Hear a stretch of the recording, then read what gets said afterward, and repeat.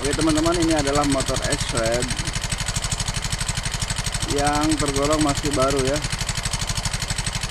Motor X-Red generasi terbaru dari Yamaha.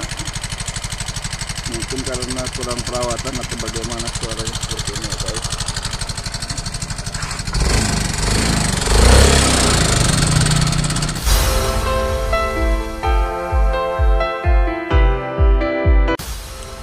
Assalamualaikum warahmatullahi wabarakatuh.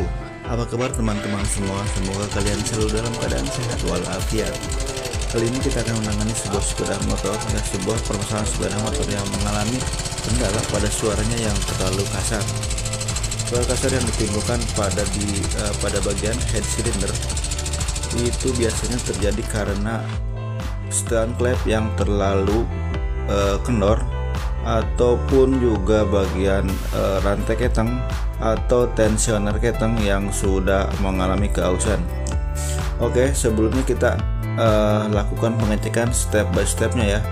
Step pertama, kita akan membuka bagian kepala head cylinder atau tutup silinder kop ini dengan menggunakan kunci 10 shock. Untuk motor Yamaha X-Red 125 ini basicnya sama dengan motor Mio M3 dan Mio 125 lainnya, kecuali motor Lexus 125 itu udah menggunakan teknologi PPI seperti NMAX ya. Di sini basic mesin motor M3 ini diadopsi juga oleh X-Red 125 ini yang mengalami keausan atau suara kasar pada bagian kepala silindernya.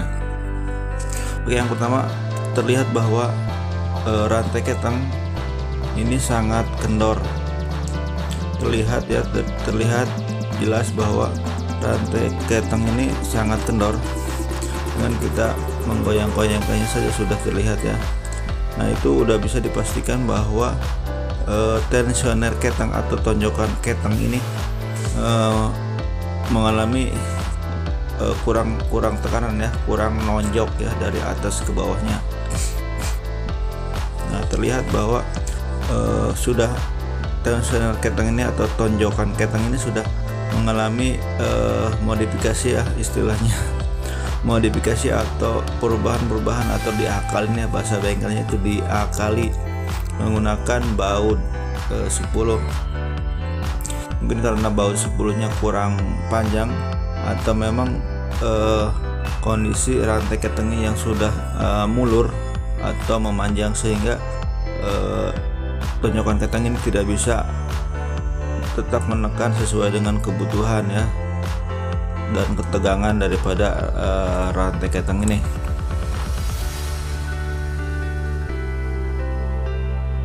Oke, setelah kita membuka dua baut pengikat daripada tonjokan keteng ini, lalu kita akan mengangkatnya dan terlihat bahwa memang sudah menggunakan baut 10 ya, baut 10 panjang ya. Mungkin panjangnya kita akan ganti dengan baut yang lebih panjang.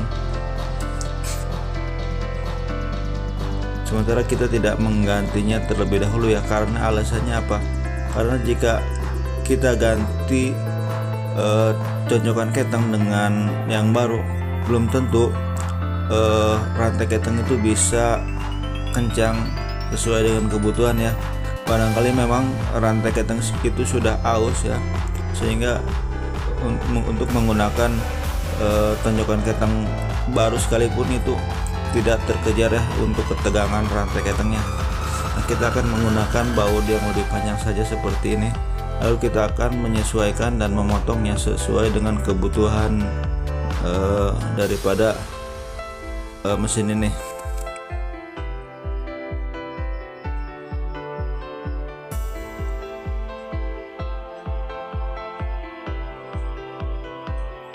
Paskannya sesuai dengan kebutuhan, jangan sampai terlalu panjang atau terlalu menekan atau bahkan tidak menekan sama sekali. Memang dibutuhkan waktu yang cukup lama ya untuk mencoba lagi sehingga menemukan setelan yang tepat dan pas untuk kekencangan daripada rantai keteng ini.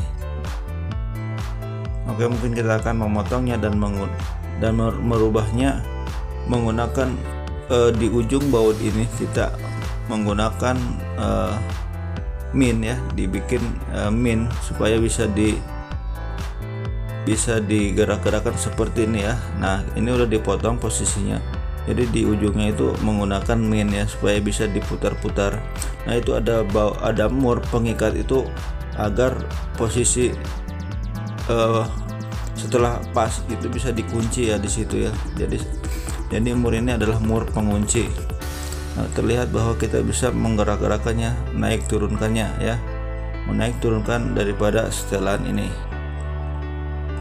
Memang secara fungsi ini berfungsi dengan baik ya, tidak ada walaupun akal-akalan itu berfungsi sangat baik ya. Tinggal tergantung kitanya ya, penyetelannya apakah kita bisa menjaga ketegangan rantai keteng ini agar mendapatkan kinerja yang maksimal. Oke, kita tinggal memasangnya saja, dan setelah terpasang, nah kita bisa menggunakan mata obeng min seperti ini, dan kita akan menyetelnya ya, seperti apakah ketegangan yang kita harapkan. Jangan sampai terlalu tegang dan jangan juga sampai terlalu kendor, karena ini akan menimbulkan suara dah. Jika terlalu tegang maka mesin itu akan berat ya pada putarannya. Jika terlalu kendor maka mesin ini akan berbunyi kasar.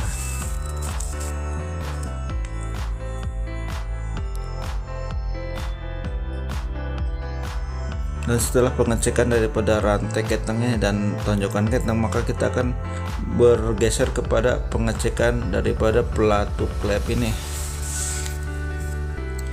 Nah, ini sebelumnya kita harus mengetopkannya dulu ya, supaya untuk melakukan penyetelan klep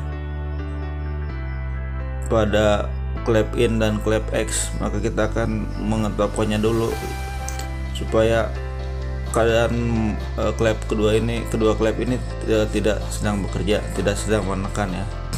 Di sini kita akan memberikan ukuran dengan puller ukuran sekitar 0,10 untuk in, dan X nya juga sama.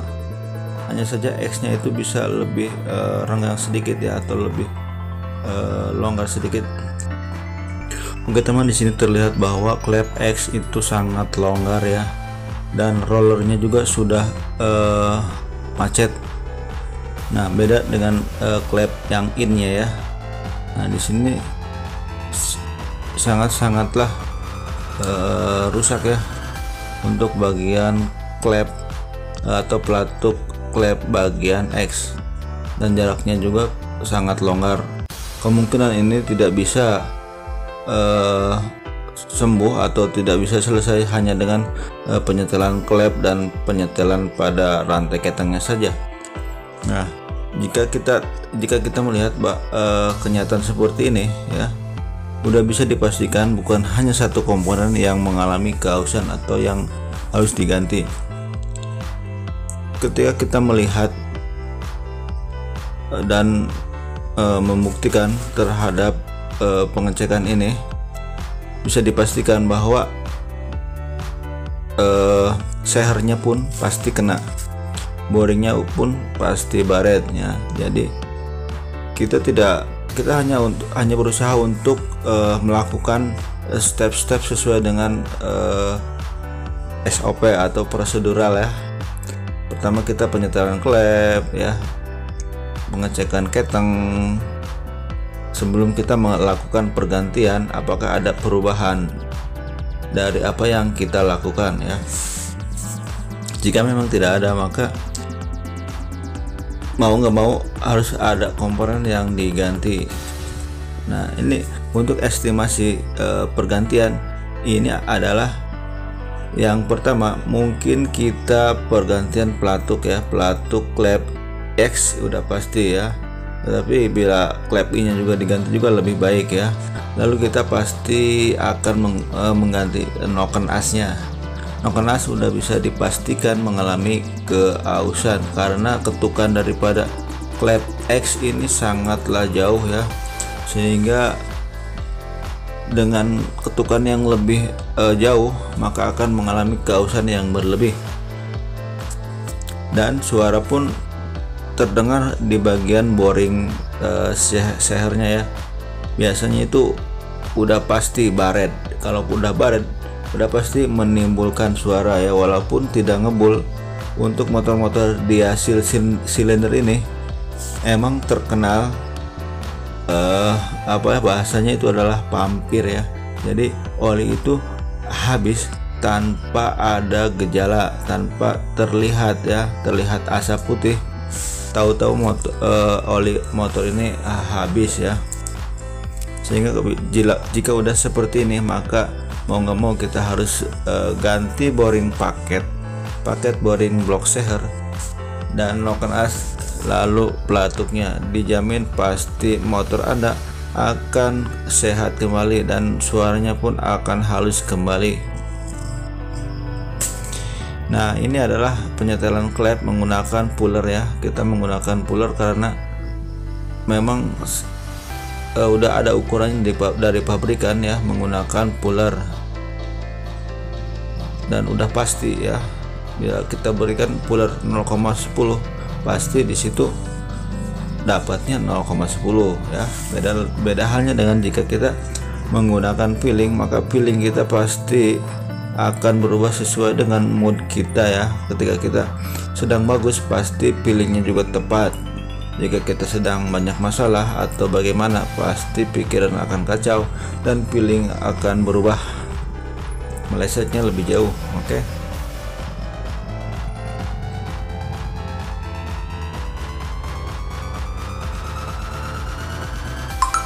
Oke, setelah melakukan pengecekan dan penyetelan pada bagian pelatuk klep, maka kita akan mencoba ya untuk menyalakan motor ini, apakah suara masih kasar ataukah tidak.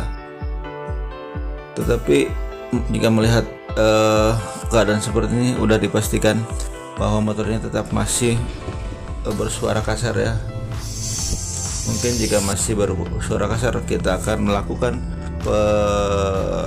penyelesaian ya, pergantian komponen-komponen yang lainnya. Mungkin cukup sekian dulu dari saya untuk masalah suara mesin kasar pada motor Yamaha X-Trail 125 ini, yang mungkin bisa saja terjadi pada motor-motor yang lainnya ya, motor-motor matic yang lainnya, seperti motor yang menggunakan roller rocker arm seperti ini. Di antaranya adalah dari seri Yamaha, mulai dari